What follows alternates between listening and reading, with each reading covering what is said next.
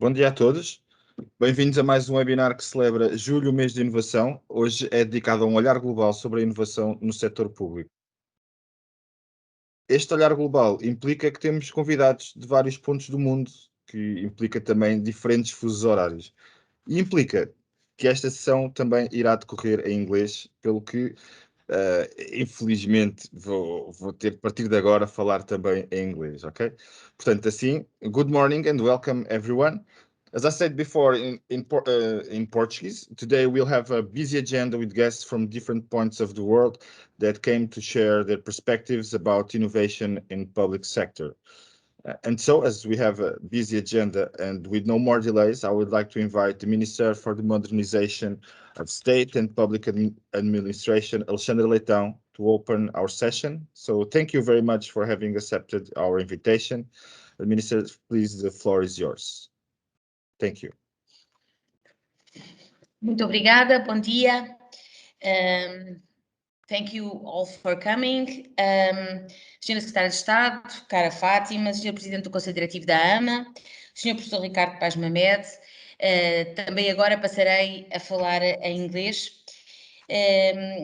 Dear speakers, Mr. Brenton Keffin, Mrs. Elsa Pilichowski, Mr. Fernando Pablo Martim, Mr. João Vasconcelos, Mr. Vitor Fazio. Innovation always involves making a break with the past and stepping out of our comfort zone. It's always about doing things differently than we've always done. As Albert Einstein said, insanity is doing the same thing over and over and expecting different results. In public administration, innovation results from the need to improve existing responses, but also to adapt the traditional functioning of public structures and services to the needs of a society in constant change. Openness, transparency, simplification, participation, and new design solutions are the main ingredients of innovation. Digital technology boosts the transformation in public services, but it is also necessary to develop new skills, lead in a different way, and create environments of experimentation. All over the world, innovation in public administration is being discussed and developed in the most diverse forms and circumstances. Being aware of this global challenge is an important part of the mobilization to increase the capacity to innovate. With the following speakers' interventions on innovation, we complete the three dimensions of administrative modernization after having explored the themes of participation and simplification. Therefore, I thank you all for your presence and the diversity of approaches that you will bring to this discussion, allowing us to achieve this global vision, but at the same time, complementing what is being done to innovate in the public sector in various geographies in response to global and local challenges that countries are now facing. Because of the pandemic experience, the need for this capacity became more evident. Innovation must be permanently and constantly renewed in the face of changing realities, unexpected circumstances, and needs that are also differentiated depending on the contexts as a keystone for recovery and resilience, ensuring better services to citizens and businesses, and therefore better policies to deal with complexity and uncertainty.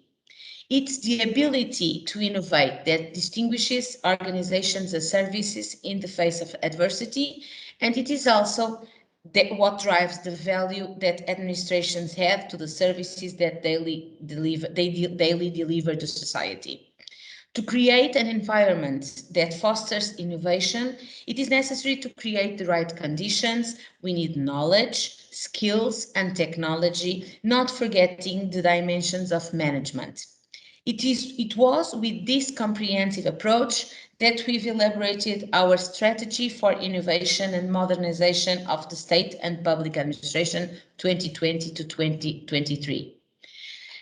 Allow me to give you some examples of the projects that we have been working on that are drivers of innovation in public administration in Portugal.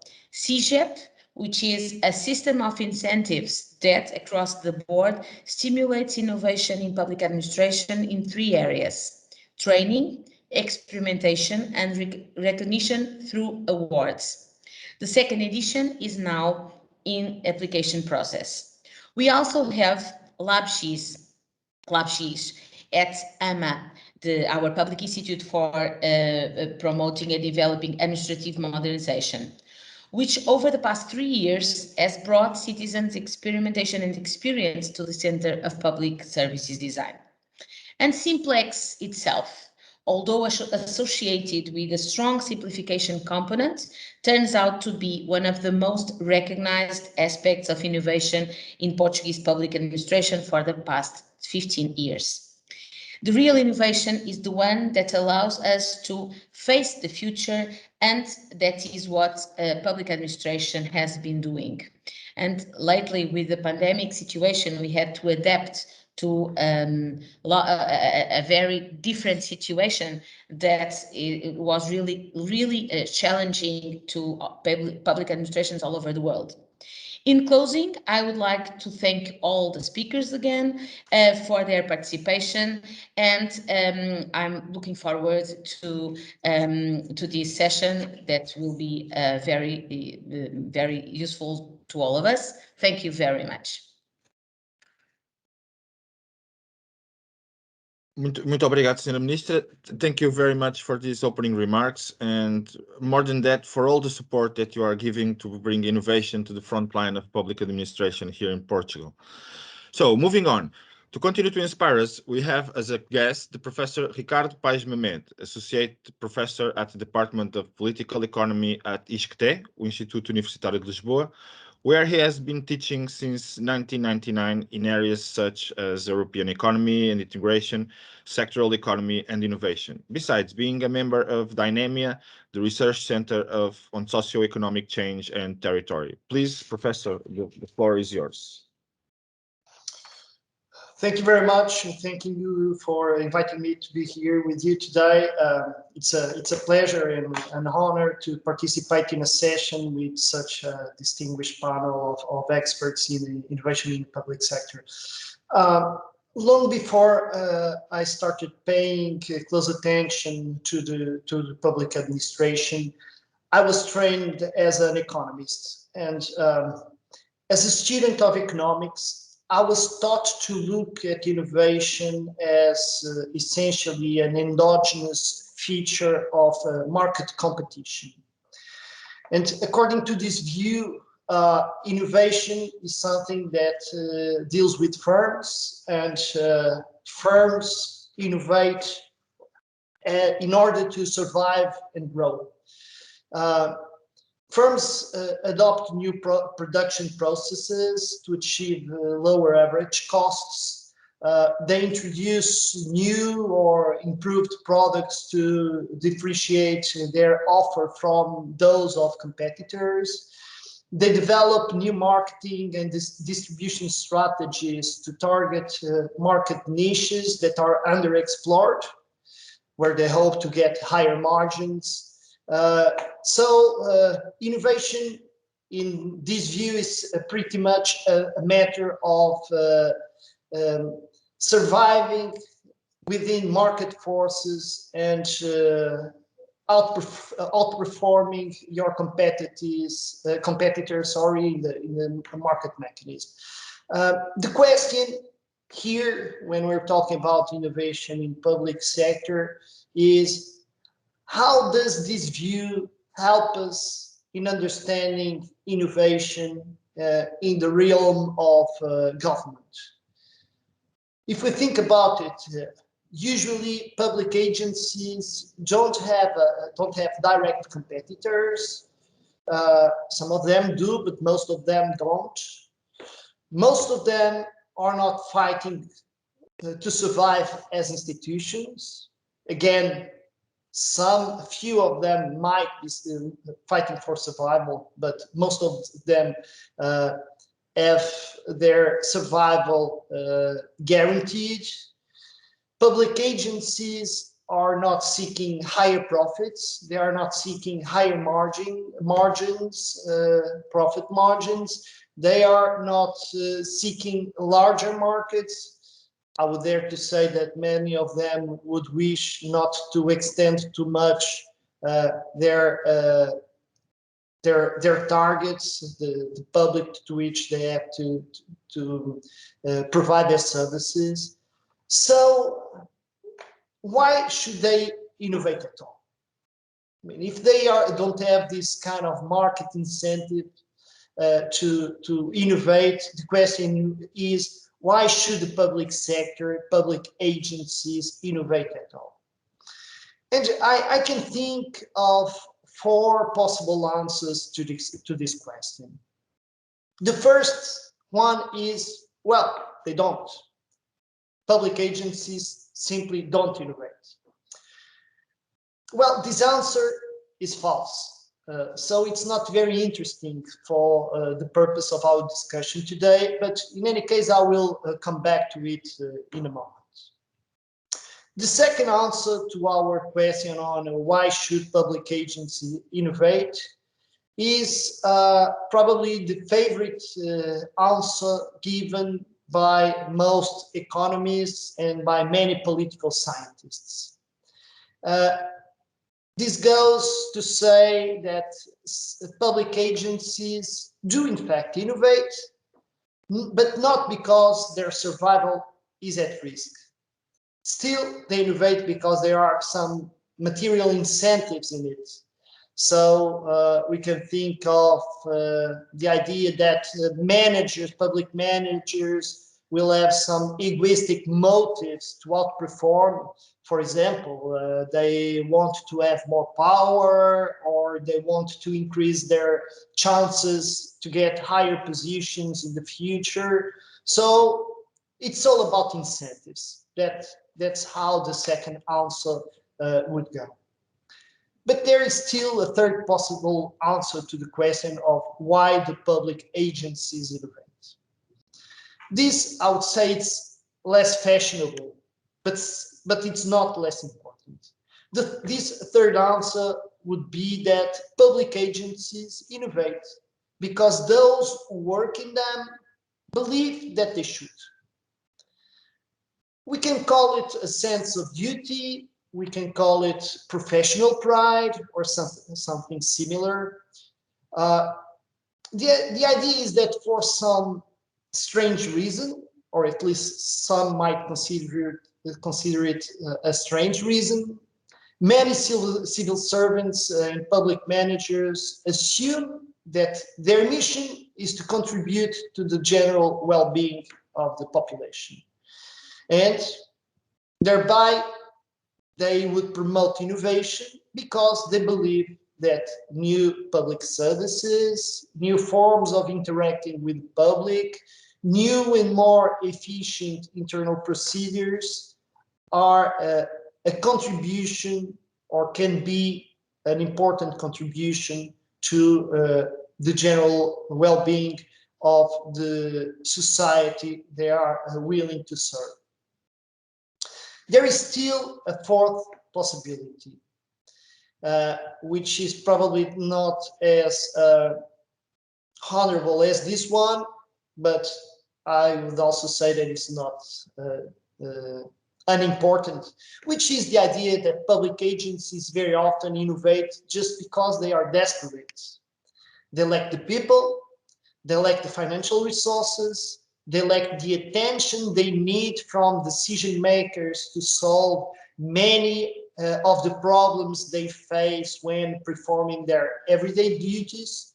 So, in some sense, they are forced to find ways out of their constraints, and occasionally, often by accident, by doing that, they innovate. In fact, I think that it's not difficult to conclude that all of those 4 answers to the question, why do public agencies innovate, all of them are true to some extent. And I would suggest that all of them should be kept in mind. So public agencies do innovate, but probably not as much as we would like them to. Civil servants and public managers do have some material incentives to promote innovation, and they do react to those incentives. So we should not ignore the relevance of material incentives.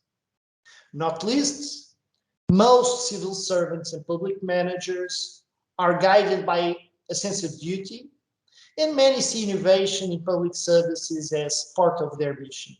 So again, we should probably not ignore this willingness of civil servants and public managers to do as much as they can, regardless of their direct interests, personal interests.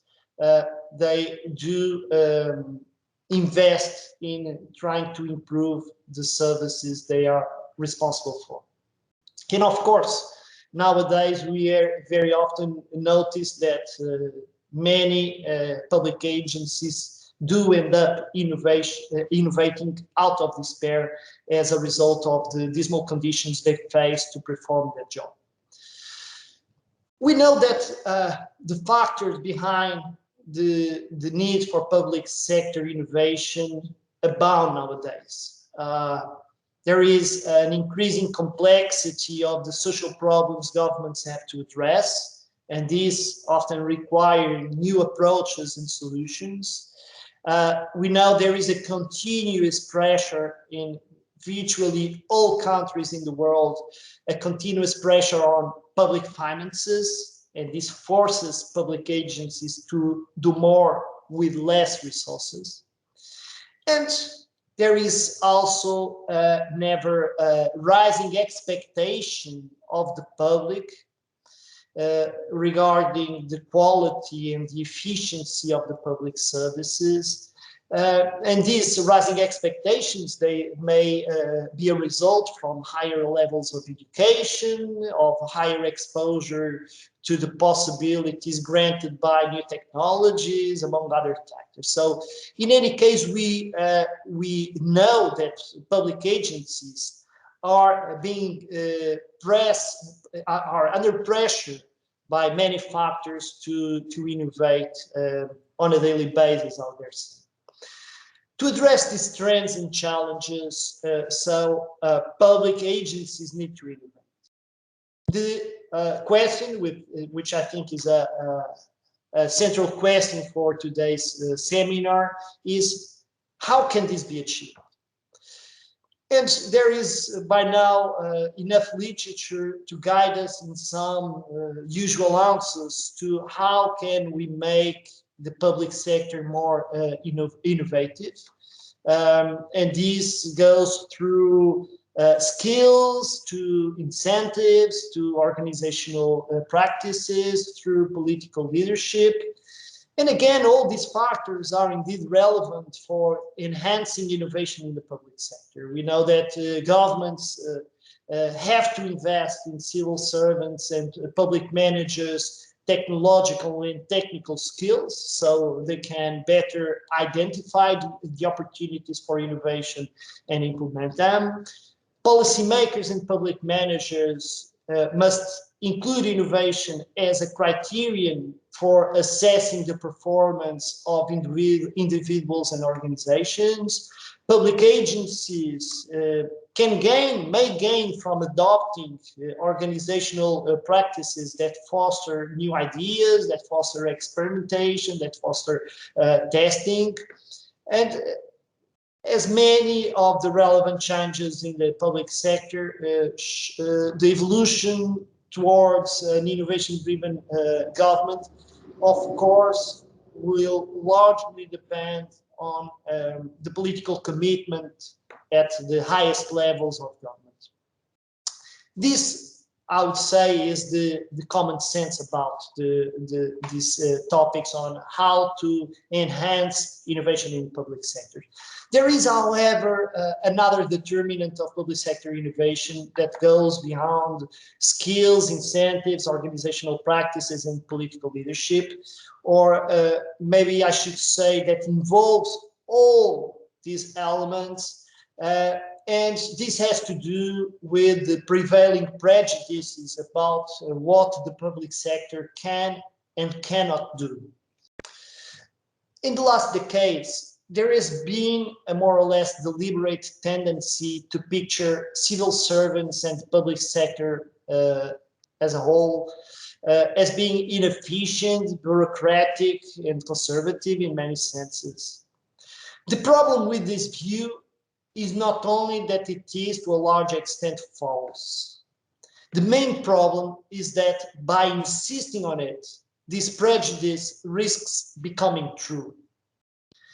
In fact, let me put it bluntly, bashing the public sector is a self-fulfilling prophecy. Because policymakers very often assume that the public sector is incapable of fostering innovation, they will end up favoring the outsourcing of crucial activities, thereby devoting public agencies from opportunities for stimulating changes, for testing new solutions. Outsourcing also leads to the erosion of institutional memory, without which the capacity to learn from past experiences is lost. As the more exciting challenges are commissioned to private firms, civil servants are invited to think that it is not their role to trigger changes in what public agencies do and how they do it. And the lack of interesting challenges, in turn, the idea that civil servants are not expected to deal internally with such challenges makes it harder to attract bright and creative young people to the public service. And finally, the loss of innovative drive helps to legitimate the investment in the capabilities and the stagnation of real wages and also the opportunities for career development in the public sector. In the history of modern states, and I'm arriving to the end of my presentation, in the history of modern states, examples abound in which public sector has played a decisive role in promoting change. This happened in technology, in health, in education, in protecting the environment, and in many other fields. The insistence on the false idea that public sector to play such a role, the insistence on this false idea is in itself a main determinant of insufficient innovation within the state apparatus. In sum, we need not only that policymakers invest in skills, change the incentives, promote new organizational practices that are aligned with an innovative public sector. We need them to use their political leadership to shape a public image and a self-image of the public sector that fosters the need for institutional changes.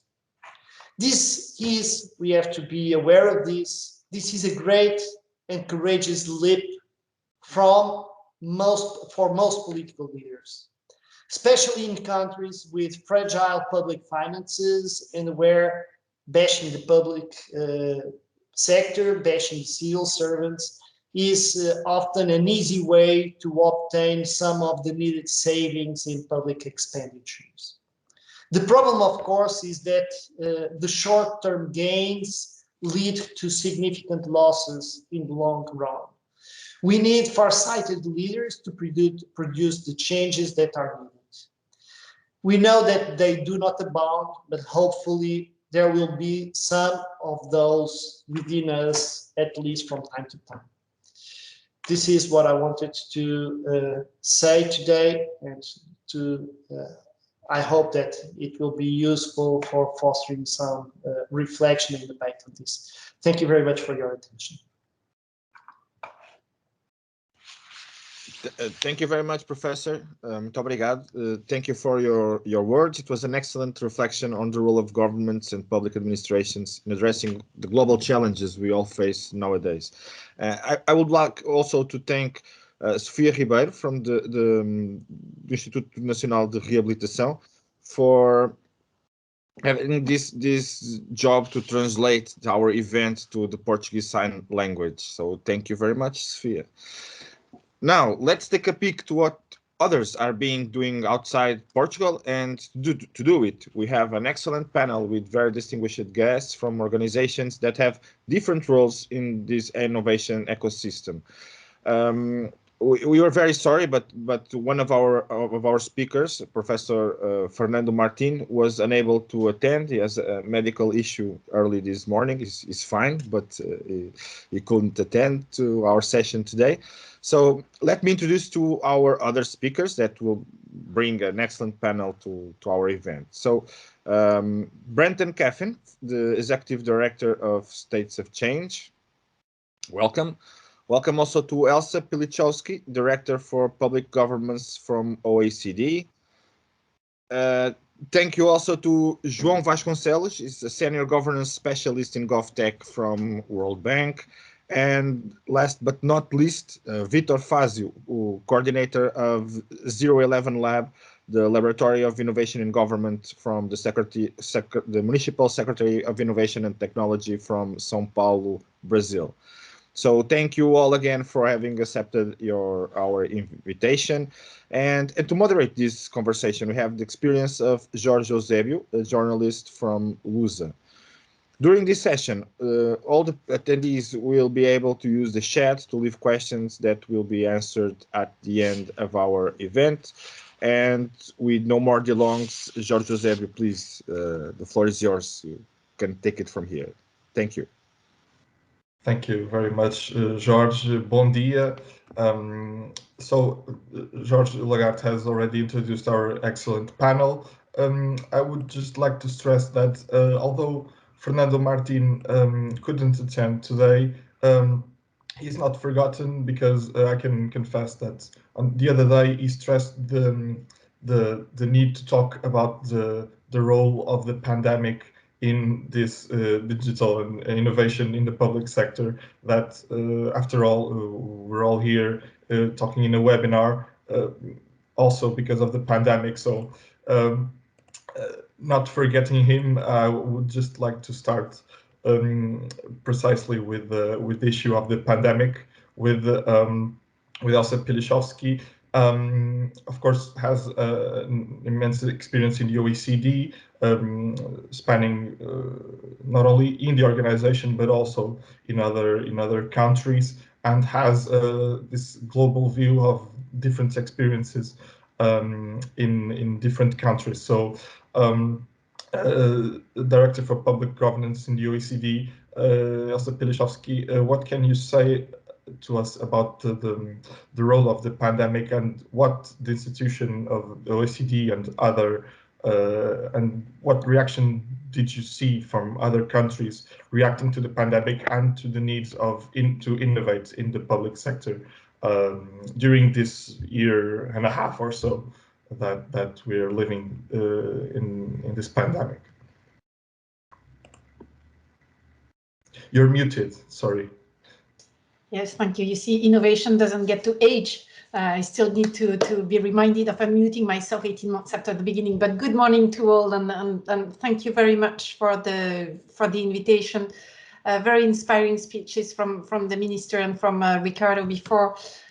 So just to rebound a little bit on the pandemic. I mean, over the last year and a half, governments have really unleashed, I would say, a torrent of innovation at a pace and scale not seen in generations. I mean, to fight the pandemic, moving to teleworking, promoting distance learning, creating new online services. To just give a few examples, and we've heard over the past year and a half that, you know, services that were addressing a few 100,000 citizens were moved up to tens of millions of citizens, in some cases very fast, in a few months. So it's quite amazing what has been going on in the public sector. I think it's probably the first time since the Second World War, at least, that the innovation, the speed of innovation in public service has gone so fast. So, I mean, amazing achievements. On the other hand, we know that much of the public sector innovation is still needed to tackle the big challenges that are coming tomorrow or even today. And I can think, of two main ones. The first one is despite, and that is very much linked to what Ricardo was mentioning in introduction about the self-fulfilling prophecy, about governments not being said not to innovate and then not innovating because it creates a culture of lack of innovation. So the first challenge that we see is really about reinforcing democracy. Only 51% of people in OECD countries trusted their governments in 2020, and this is also after a small spike in trust in government. And we know that it's decreasing now. It's appearing to be decreasing in OECD countries. Of course, there's disinformation that fuels distrust in democratic institutions, and for example, in 2019, only 41% of OECD countries had a framework or policies or tools in place to address this challenge. So in the face of a big challenge like disinformation and its enormous impact on society, on trust in institutions, and on the future of societies, governments were actually slow to innovate. Much more is needed, we know, to reinforce democracy in terms of innovation for engaging with citizens, better evidence for policy design, closer decision making. I mean, all these would benefit very, very strongly from innovation. Second big challenge, engaging the whole of government in the climate transition. We're all witnessing a devastating effect of climate change, the dramatic flooding in Germany and of course Belgium. Yet we see today that 83% of recovery funds announced so far do not consider environmental dimensions or have environmentally negative effects. I mean, so green governance to green society and to green governments require a fundamental shift in policy making across the board, which will not be achieved without the power of innovation. So basically, when you look at the two, what we would consider as the two biggest threats to societies being held together today, democracy and climate change, governments have not been innovating fast enough. So we saw in the COVID crisis that there is a capacity to adjust very fast, but there is a need for forecast, for taking innovation seriously when meeting such big challenges. So just a few words, the good news, there is a very good news. First is that they have innovated, and second is that today there's really an opportunity to accelerate innovation by making use of the enormous recovery effort being underway. OECD countries have provided about 16% of GDP in additional spending or foregone revenues to businesses and citizens, and up to 10.5% of GDP via other measures. I mean, this is unmatched in recent history. So you ask what we are doing in the OECD. In my directorate, the Public Governance Directorate, we've created a division dedicated specifically to promoting open, digital and innovative governments, to help governments think through and work through issues like this. We have the Observatory of Public Sector Innovation, which serves as a global forum for public sector innovation, helping really governments to understand, test, and really embed new ways of doing things. We're in the middle, I would say, of exploration and standard setting. So we are constantly scanning from new experiments and approaches that may have significant potential impact for governments. We're tracking innovation trends, analyzing and sharing promising COVID-19 responses, trying to help governments understand and pilot emerging technology solutions, experimenting new methods such as anticipatory innovation.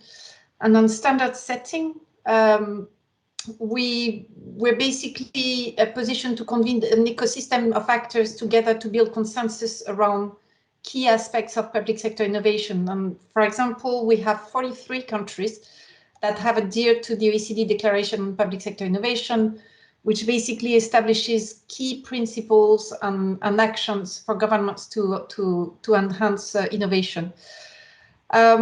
So that's it for your question. I hope it answers what you asked for. Thank you. Thank you very much. Before passing the ball to the other panelists here, I would like to ask Vitor, João, and Brenton to turn their cameras on so we can see all each other.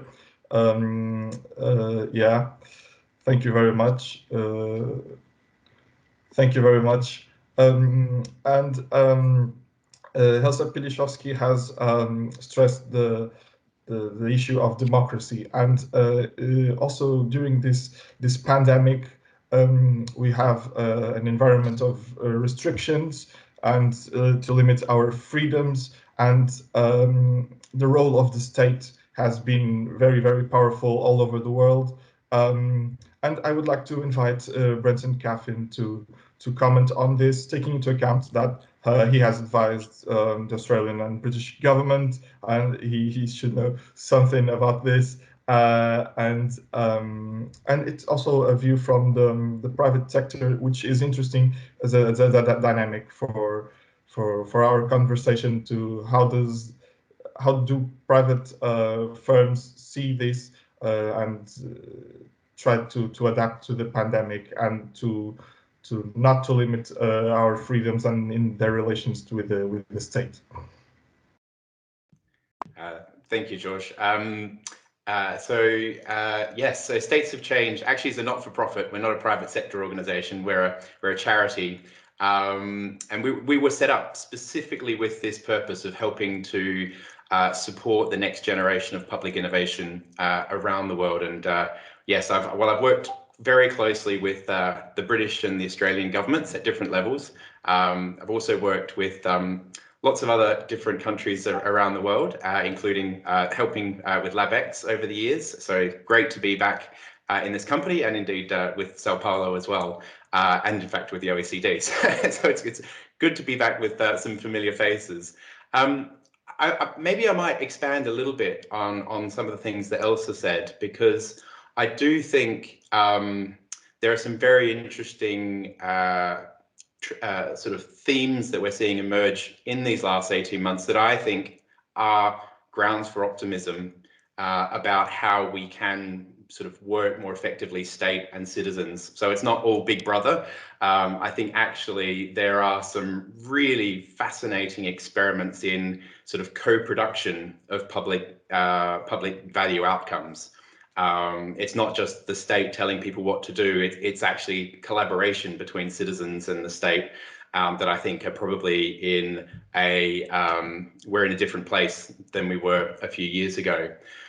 So a piece of research that we did working with Climate Kick in the EU was looking at specifically what can we learn from the pandemic.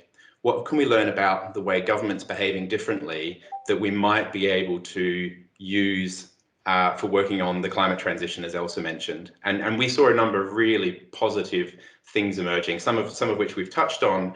Governments are being far more agile, far more experimental. They are digitizing services far more quickly and rapidly, and the adoption is growing much quicker than we would have ever expected. And the speed at which we're moving services online, whether it's telehealth or online learning, is very, very quick. I think there's a second set of innovations around governance.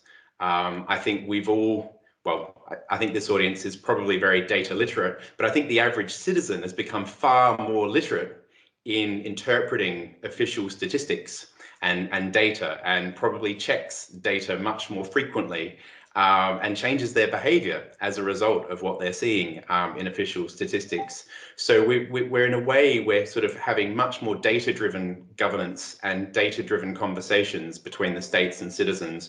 We're justifying the choices we're making about what we're doing in terms of our restrictions because of what the data is telling us. And that's a very transparent conversation, or certainly a more transparent conversation than is often the case when we decide policy. In a sense, we're inviting citizens into the sort of the data sets that we're using to inform our decisions. And I think that goes to a third point around governance, which has been the very, very important need to preserve and to strengthen trust. And you know, obviously the pandemic has been a great experiment in very, very good examples and some not so good examples, but you know, using data and transparency to try and foster trust, because we are asking citizens to undertake behaviours that are well outside the norms of what we're used to in terms of our personal freedoms. And you can only do that if you can see the logic and the rationale of the policy choices that are being made. And so that sort of speaks, I guess, maybe to the last set, which is around some of the policy shifts that we're seeing that we think are worth bottling from the pandemic, ready for use on the climate transition. I think the first is this idea of being able to have a fresh conversation about the social contract. What does it mean to be a citizen? What can we expect from our state? And what does the state ask from us in return? I think we are in a very plastic moment where that conversation can be revisited, I think, from first principles. I think, you know, if we'd asked people not to drive their cars every second day to reduce pollution 2 years ago, you know, that would have seemed a bit far-fetched. But I think now we could ask people to plan their travel a bit more, and maybe they'd be more accepting of that. I'm just making that up as a frivolous example. So I think there is a very rich conversation to be had about what the social contract needs to be as we move through the climate transition. I think we're having a very different conversation about public finance and about what needs to be done to invest to support these transitions. The pandemic has shown that when the need is great enough, we can find the money. We just haven't chosen to find the money for many, many crises. Now that we have shown that we have that capability, I think what will be really interesting is what that then means for the choices we make about long-term investment in transitions. And finally, and this might be a strange one, but I think that there is a different conversation to be had around care. And what is the role of care in society, and how do we value care? I think we've been very, very strong on economic growth and on employment. And sometimes that has come at the cost of people investing in their communities and in their families and relationships. I think the pandemic has shown us the importance of these social bonds of connection, the need to look out for neighbours and our neighbourhoods. And I think that will also be something that will stand us in good stead for when we start to think about what it means for us to sort of transform our societies to be less carbon than using less carbon than we do today. So there are some of the things we're seeing at this moment. I can talk a little bit more about what we're doing at States of Change, maybe if I have another intervention. Yeah, sure. We'll have time for that. Not that much time, but we will find time for that. I would like now to, because Brenton has stressed a few topics that we'll have to talk about here, but the first one that comes to mind, and I'll ask João Ricardo now to intervene, is about data protection, because when the citizen has to accept that trade-off between data and protection, and to what extent does the citizen allow that to happen. And I would like to ask João Ricardo about this, and what kind of experience João Ricardo has, because João Ricardo has worked in Portugal, now works in the World Bank, has of course a background of different sensibilities towards and knowledge towards different environments of data protection. How far can we go as a society, as world, in data protection and in allowing our personal data to get treated by governance, and of course the privacy issues that come to mind. We have recent scandals involving that. How far are we willing to go in that matter? Okay. So thanks a lot, Jorge. Let me thank, first of all, the invitation from LabEx, from Mama. My compliments to the minister, to Ricardo, and also here to my colleagues, panelists, namely to Elsa, my former director at the OECD. I think the question that you make, it's super relevant.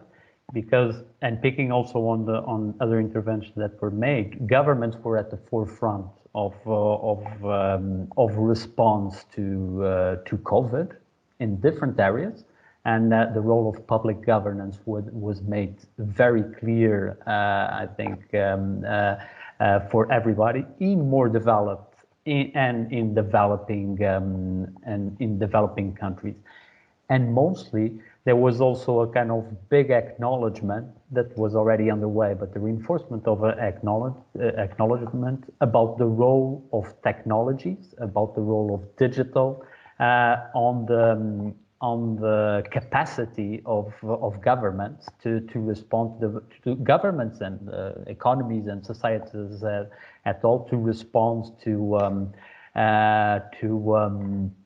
COVID, and mostly. I think this was also a big message that we heard more and more, this willingness to build back better, meaning not trying to just reproduce what existed previously, but trying to build back better, addressing topics like we're mentioning here by Elsa, by Brenton, so the convergence between the digital and the green transition, for instance. So how can we think about digital without thinking about green, and vice versa? So this kind of conversion of agendas, issues of also of cohesion between different segments and societies. And here I could highlight, I don't know, topics like gender, race, other things that came up, and the role of data also on managing this kind of sensibilities.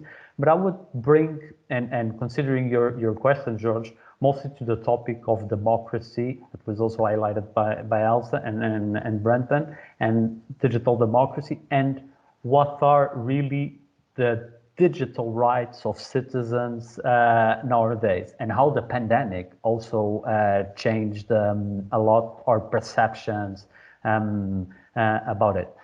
When you consider digital rights, there are what we can call different layers or different generations of digital rights. I would say that the first generation is more focused, as you mentioned, George, on issues of data protection, the basics really of what a citizen can count to enter in the digital age, the right to communicate digitally with the public sector, cybersecurity, so really the foundations about it. But what we've been seeing is that this digital rights, namely towards the government, have been evolving a lot, namely when we do this shift from what we call the e-government to a digital government perspective. So right now, citizens expect, and this was also highlighted by Minister and also Ricardo, a government that is more efficient, that is capable to respond to their needs in a much more seamless way. The rise of one-stop shops everywhere, the demand from the citizens not to provide the same information twice to the public sector. So that's what I would call a second generation of digital right. As a third generation, and this has become more and more also a reality, is when we dive in what we call data-driven economies, data-driven public sectors, and even touching other topics like data-driven companies, surveillance capitalism, you name it. So there are several things here to be considered. The role of AI, algorithms, what can the citizens do about it? If there is one word, of course, that we can and we could observe in different economies and different societies, is the relevance of trust, like it was mentioned by Brenton. So in societies where you have already reasonable levels of trust in the government, namely in the public sector, the capacity or the flexibility of the citizens to, in a certain way, allow that for the reasons of the pandemic, their data can be used in different ways in pro of a society. So this happens a lot. So societies with big or higher levels of trust respond better to what we are seeing right now. In societies, of course, where the levels of trust were already threatened in some way, I think the pandemic was unfortunately the cherry on top of a bad cake that made and are bringing is bringing up several issues that are coming more and more as problematic in this area. And for having trust in the way that the government uses your data, the economy is also, but here it's about a debate about public sector innovations, about government. You need to have mostly what we call data ownership. That is, the capacity of the citizen to know what the government is doing with their data, for what, when they do it, so have full transparency about it. And there are different countries that have been evolving more and more on this. So the capacity of a citizen, and this we can provide examples of from Estonia, from Belgium, and other countries that invested on this possibility of a citizen knowing if somebody or if the tax administration is looking at my data, I know, and I know the reason why is doing that, or the health administration is doing so. This provides me ownership about it, and this gives me also the capacity to let the government better manage my data. But if there is also something that I think it could be relevant, and I would like also to bring to the table here, is the capacity of the governments to really bring the citizens on board on the way that on their policy making processes, on the way that they design services. So making the citizens, it's a little bit what we call a shift between citizens being citizen-centered to being really citizen-driven. So the capacity of bringing the citizens on board and partner with citizens, with civil society, when you develop solutions, namely responding to the pandemic or others. So this kind of partnership can reinforce trust, can reinforce the ownership also of the citizens regarding the solutions that are being provided, and can also generate what we can call the kind of shared responsibility about the responses that are being made. So the way that the government also operates in a certain way as a government, as a platform, so providing solutions, bringing the citizens on board, partnering with citizens, can make all the difference here. I would have several other topics to address, but I'll stay here and hope to intervene following my other colleagues. Thank you.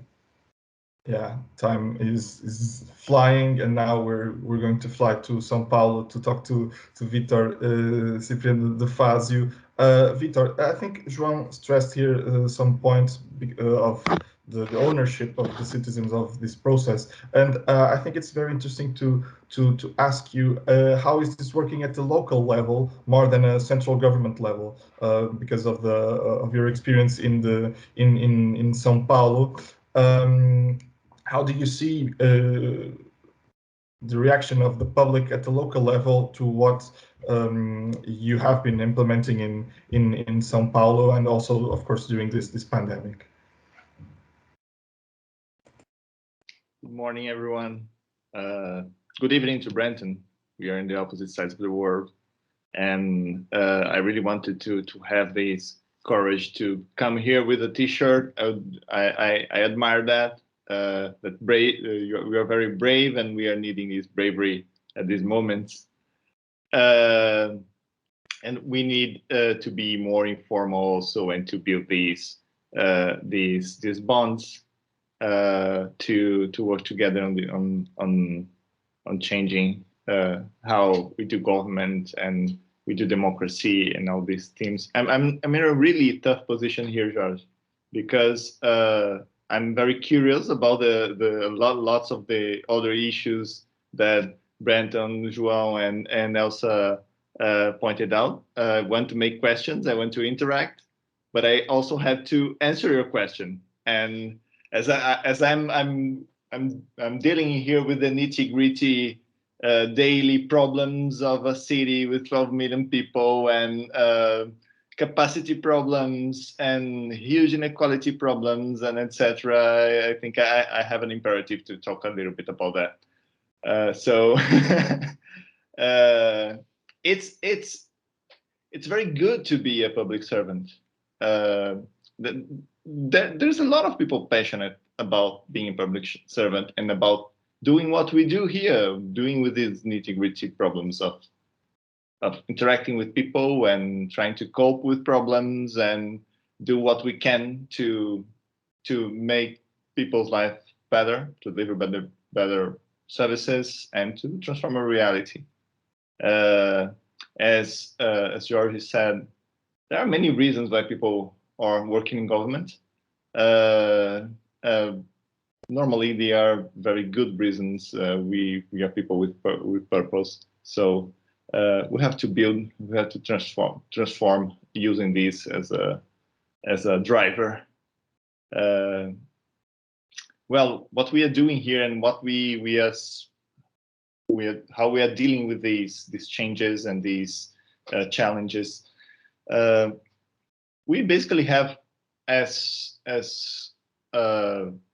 as a lab, we have this agenda of building organizational capacities. So we talk a lot about public management, about public policies, and less about methods, innovation, and this stuff. We are working on concrete things to show with people what can be changed. How does it work? How does it feel to work differently? To try to learn what we do, to try to learn with people when we deliver the service, and to test, to experiment these different ways of doing. And it's been a very interesting journey. We are learning a lot about how to do public management in a different way, and how to be more resilient and how to adapt. And it's a lot about building capacities while we do deliver, and people are in the center of this process. They are the organization. So there is no change, no viable change if we don't put people in the center of this process of transforming government. And it's amazing. We are still, I'm in a position I can say that we are still discovering in many ways what we are doing and how we are doing some stuff. And States of Change have been a good partner of us and making sense of that. We're experimenting a lot of stuff here. And that's my watch. It's very early here. And I won't be able to find it. So, okay. LabX have been a very good, good partner too. We're exploring some agendas that, for instance, the plain language agenda in Portuguese, it's something new.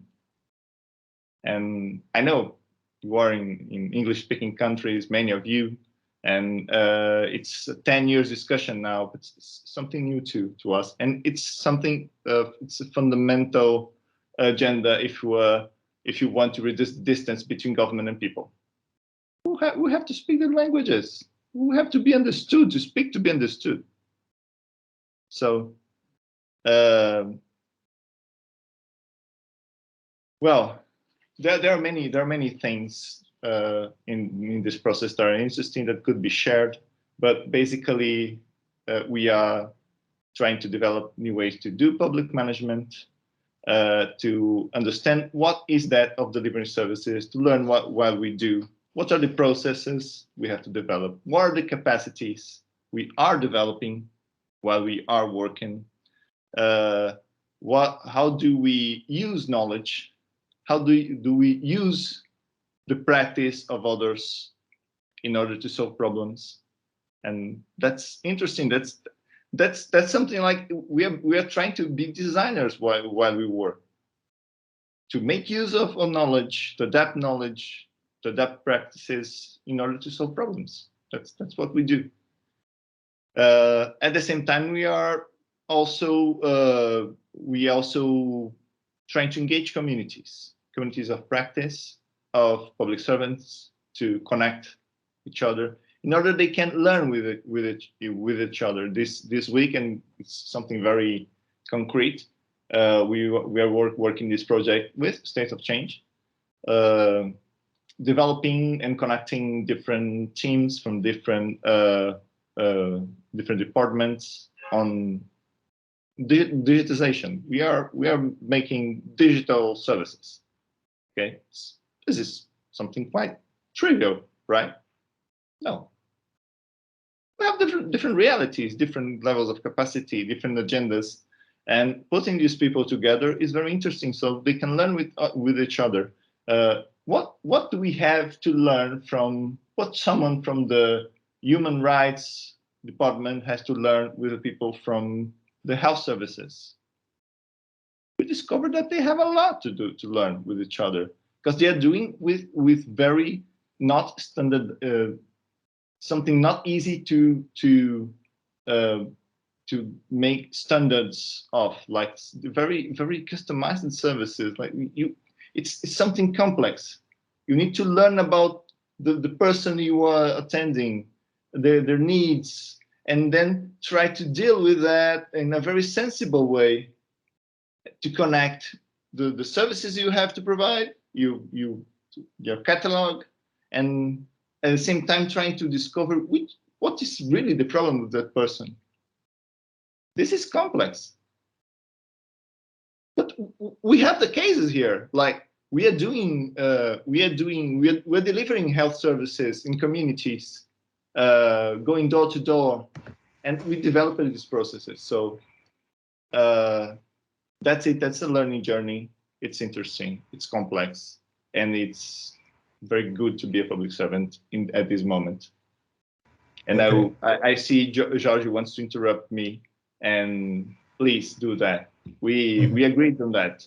Yeah, I was not going to interrupt you, but we have to pass to another topics of conversation, because you stressed that, of course, that local dimension and concrete projects that you are implementing, and Brenton has before stressed the issue of money. We need money to do this. We need money, and of course we have here organizations like the OECD and the World Bank that know a lot about public finances, and of course we have stressed the importance of green investment, and the question, and I would like, of course, you to be brief. We have approximately 10 minutes to because we need to open for questions of the public. Is it the time for a massive public investment at all levels in digitalization and public service innovation? Because what are the consequences of not doing it now? And we've seen that the pandemic has showed us the importance of all this. So I'll just start with Elsa again, do the round again. So the question is it the time for massive investment? Yes, and what are the consequences of not doing it now? I mean, governments do not really have a choice. First, they are investing massively, so they are spending massively, and in all likelihood, we will not be able to continue that for 20 years. So at one point, this will have to stop. So it's really the time for investing in public innovation. I mean, there's absolutely no doubt about that. Second, I also mentioned the democracy imperative and the climate imperative, and that also has a timing on them, on both of them. The consequences of not investing And I think it's also been said by other speakers here in terms of democratic innovation, whatever we call this thing, and trust. The consequences can be absolutely huge. We don't know what societies will be living in 20 years, but certainly the investment in trust in public administration is a good investment to make now, as well as climate. Just on the money issue, I mean, it's an interesting thing, because money is, of course, something. And we tend to consider the cost of what we call the production costs of government. That is not the cost of investment in the economy, but the cost of government functioning as something lost for society. This is a narrative on which we need to work, including at the OECD. This is something that we need to sell to citizens as well. It's not lost money for society when we invest in government functioning, but that's almost a separate issue. Now I would like to mention two challenges very briefly, because I think money is an issue, but there are two other big challenges in terms of the functioning of government. One is really a complexity, in the sense that the challenges that we're meeting, whether it's climate, democracy, etc., are hugely complex issues that require governments to function across departments, etc., and they do not yet have the tools to do that. So innovating within a silo today is almost irrelevant. The second one is really innovation across borders.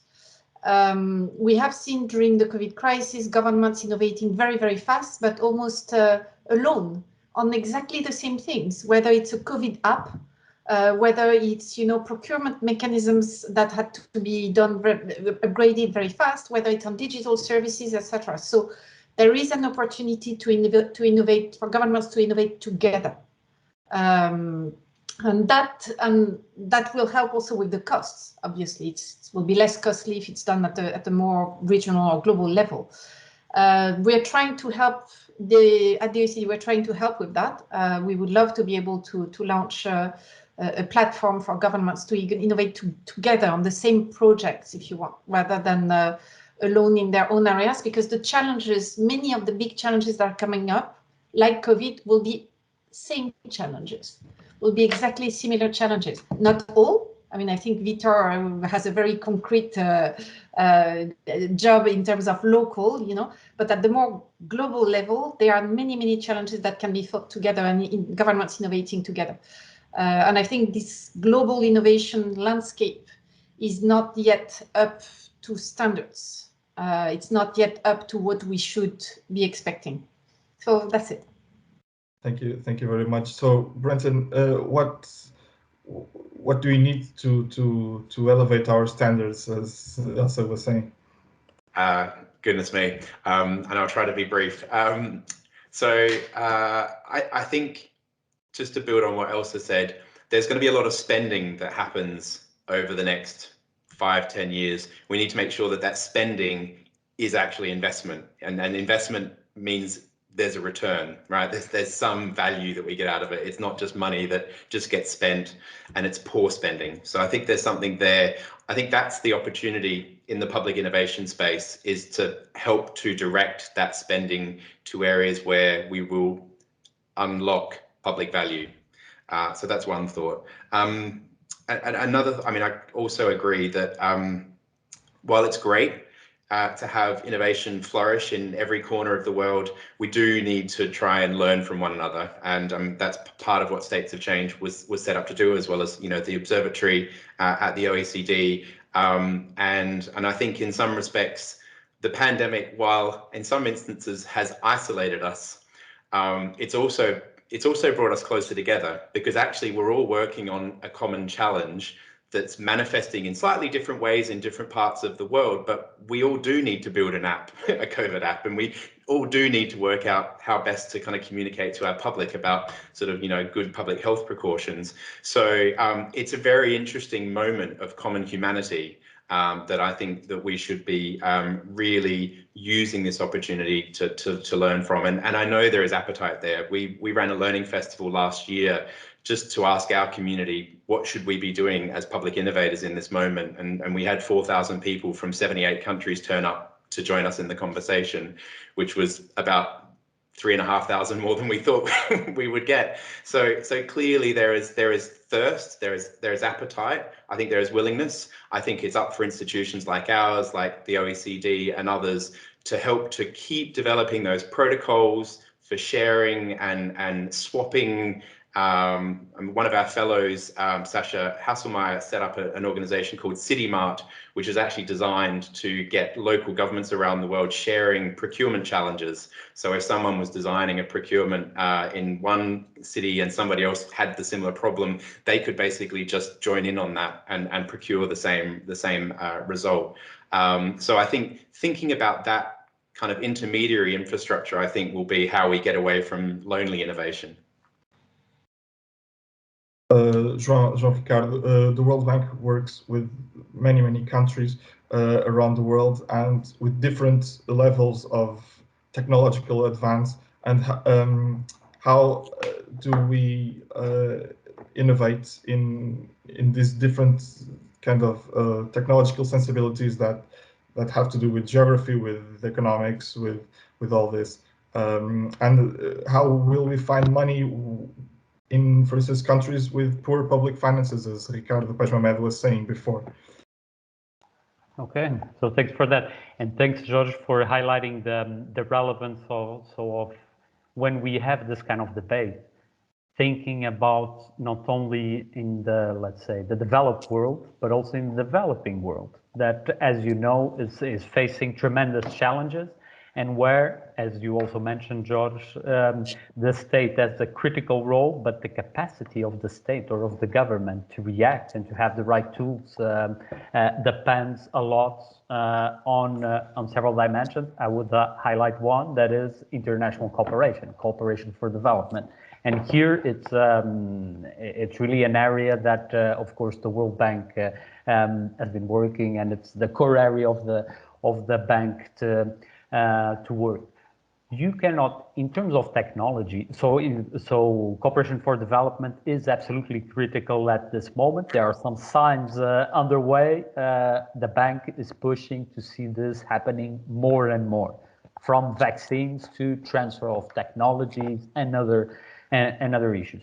There is not a one-size-fits-all solution when you talk about technology. So what works in one country, like Brazil, might not work in a country like Cabo Verde, in terms of thinking just about dimensions or others. So you need to build on the knowledge of other countries to try to adapt those solutions to your own context. And that's, I think, it's the critical issue.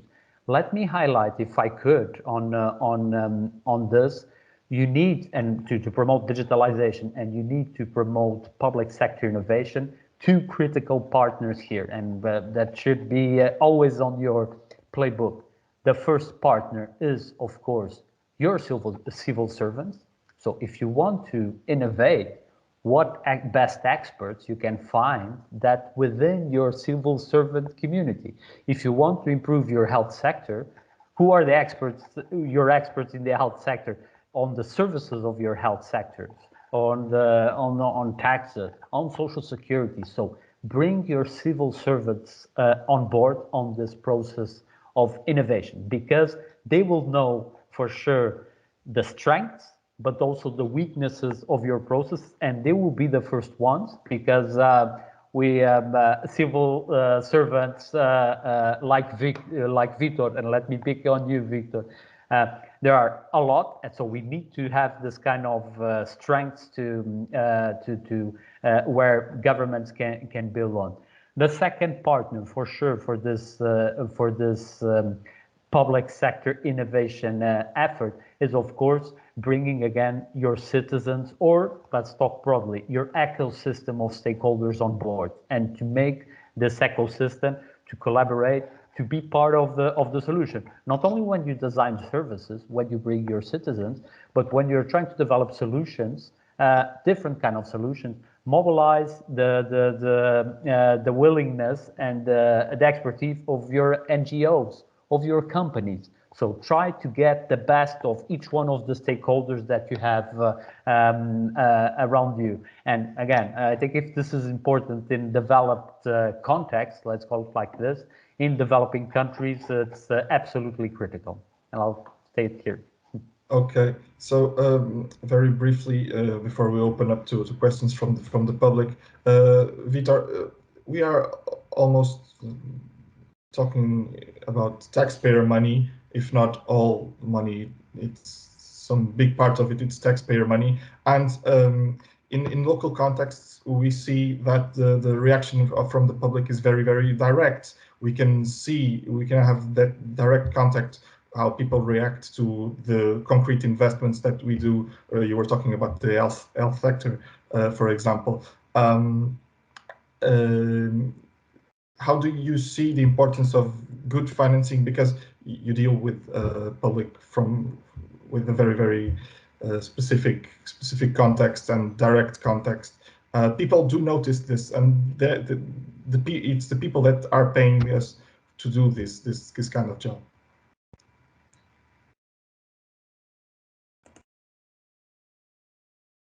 That's an interesting question, because in this panel we are both discussing these more teleological or agenda questions like democracy and how do we use the generosity and the intelligence and ways of doing things of this moment to make further transformation. But we also have to discuss the practical means to make this come out to light, to transform the reality. And money is part of that. It's your resources. Yeah. There is we are living we're living a budget restriction for many reasons. People can feel that. People are acting in a different way when they are evaluating publicly what governments are doing locally. So we have been able to sense that, but at the same time, as public managers, as public servants, we are always scanning ways on how to build the practical means to deliver services. So there are many different ways to get these resources, not only budgetary ways. So we have been working with the whole ecosystem, with the non-profit sector, with foundations. There is a growing and a thriving group of organizations of non-profits in Brazil. They are working with on improving how the public sector works and delivers. So the ecosystem has been a very important part on developing these practical means to transform government. So in a very, very brief way, I would say that we're trying to join forces, and we are developing the instruments and the intelligence on how to do that in the local governments. Mm-hmm. Thank you very much. We'll now open for questions from the public. I believe I'll pass the ball to Jorge Lagarde to hear what the public has to ask. Thank you very much, Vitor, Brenton, Elsa, and Jorge Lagarde. Thank you. Thank you, Jorge. We are facing some issues with the chat tool, but I have one very important question that I'm struggling to not answering myself, because it's somehow what we do here in Portugal. But we have a question here for Brenton and Vitor. That is from Pedro Falcão, and he is wondering if you can provide practical examples how to involve citizens in designing innovative public services. So I don't know, each one of you wants to step in. I'll be very brief. I'm also conscious of time, George, but one project we did a number of years ago, which I've got a link ready to send, so Pedro can have a look at that at his leisure, was around designing services for families, particularly those who are at risk of having children removed from their families and put into state care. And we worked over 9 months to understand what families needed to thrive, to do well, and they engaged with the process of designing the solution that we came up with, which was ultimately about creating a family mentoring relationship. We called it family by family, and in a sense, the families coached one another to help them through some difficult times and work on their development goals. So the role of the public servant, if you like, or the system, was to facilitate, to orchestrate, to bring these people together, and then to step back. And that's what I mean by sort of co-production. It's not just asking them what they think they would like, it's actually engaging them in the process of achieving the outcomes that we want to see in our societies. So I might pause there. I'll put a link through, and hopefully that gives you some more food for thought. I will actually do the same, Brenton. Pedro, I will put the link of a publication we have with some few curated cases on what we did in co-production of services and co-production of solutions with citizens. There are many things, many different ways of doing that in different kinds of contexts. So you have a better answer looking at this set of cases. We work very passionately to deliver these cases and to curate them. And we also have a program here called Copy and Paste, Copia e Cola. And we do this knowledge management work, and specifically trying to build these guides on how to reproduce stuff, how to use this knowledge to solve problems in other contexts. We have already produced 17 of these cases, and they are all from our reality here in São Paulo. So maybe there are many useful stuff there. They're in Portuguese. So you can, I'll put the link here also, so you can go to the webpage, see these guides, see these practices, and see if there's something that can help you on co-produce public services with citizens. Thank you, Vitor. I also want to invite Pedro to see LabEx website, and he can find it many examples of involving citizens in co-production and co-creation, and even in research. I have a last question, probably to João Ricardo and to Elsa. It's something about digital literacy of the citizens. How can we promote this digital literacy to help to respond to the challenges that there are nowadays in these movements of democracy, in participatory democracy? Is this an issue to have a little digital literacy with our citizens, or how can we moving on and to tackle this challenge? Elsa, you want to go first? Yeah, or yes, I can go first. Very briefly. Yes, I mean it's a huge issue. It's a huge issue, digital literacy. So there are different ways of entering this game. One is through education, so it's kids education. Another one is adult, which is different, and another one yet is basically the intermediation that civil society or government can do between what is, for example, what the information is available and and how to package it for citizens. And I was talking about misinformation a little bit earlier, and of course, digital literacy is a big issue there. But we're seeing a lot of civil society stepping in, either media or other civil society organizations trying to debunk a little bit the information, rebunk, as we say it in the crowd, so that the information available, so that even if citizens are not able themselves and do not have the literacy to actually make that difference and to step in the internet with the right level of competency at the beginning, it is compensated by this extra effort by intermediaries, if you want. It is totally insufficient for now, totally insufficient for sure.